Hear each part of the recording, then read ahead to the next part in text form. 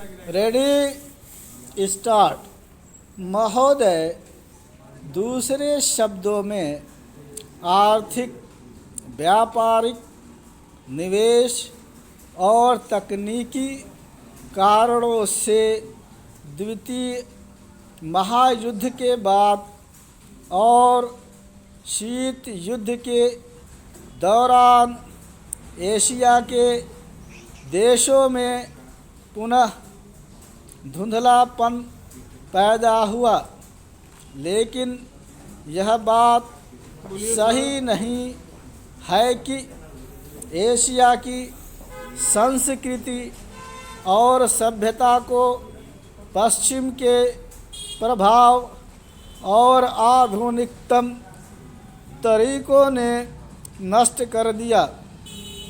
हाँ, एक धक्का जरूर दिया, पर समय समय पर एशिया का यह रूप, एशिया की यह सभ्यता और संस्कृति बलशाली तरीके से उदयमान होती दिखाई देती है।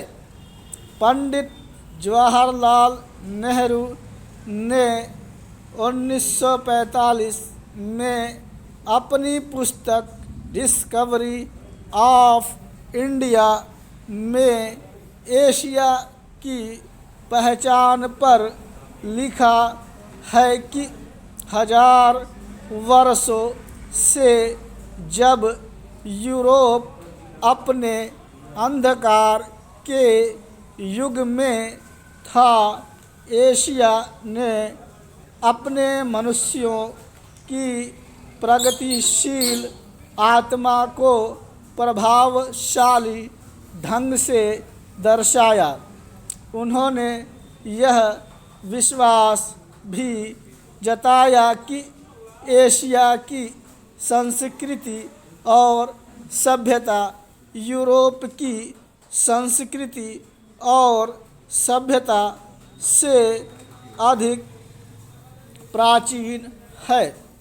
आज के दिनों में भी चीन के नेता अपने यहाँ आध्यात्मिक क्रांति की बात करते दिखाई देते हैं और अपने आर्थिक विकास को भी प्रतिबंधित करते हैं। मलेशिया के प्रधानमंत्री भी बड़े गर्व के साथ मलेशिया के रास्ते की बात करते हैं और आधुनिकता और पारंपरिक संस्कृति के मिश्रण से मलेशिया का विकास करना चाहते हैं। भारत के प्रधानमंत्री भी मध्य मार्ग की बात करते हैं, जिसको वे भारत का पारंपरिक विचार कहा करते हैं। वियतनाम के यशस्वी नेता भी साम्यवादी विचारधारा को पारंपरिक सहिष्णुता के अनुसार ढालना चाहते थे।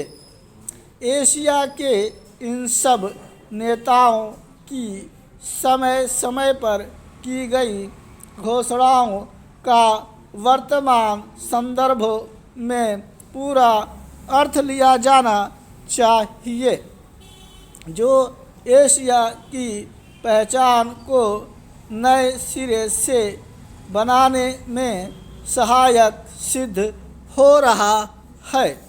यहाँ यह भी बताना उचित होगा कि हाल के वर्षों में एशियाई देश, विशेष रूप से पूर्वी एवं दक्षिणी पूर्वी एशिया के देश एशिया के सुदृढ़ देशों के रूप में उभरे हैं और इन देशों के आर्थिक विकास की दर विश्व के किसी भी अन्य देश के आर्थिक विकास की दर से अधिक तथा जिनके आने वाली शताब्दी में विश्व आर्थिक व्यवस्था के निर्माताओं के रूप में उभरने की आशा है।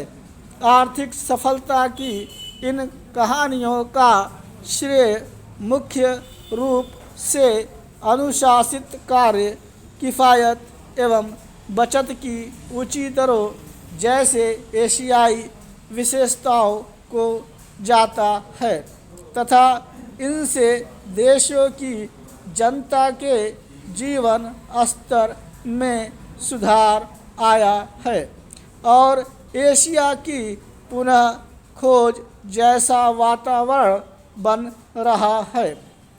एशिया के देशों में अब आपसी भाईचारे की भावना उभर रही है और इससे ये देश परस्पर निर्भर हो रहे हैं तथा शीत युद्ध के प्रभाव से मुक्त होते जा रहे हैं।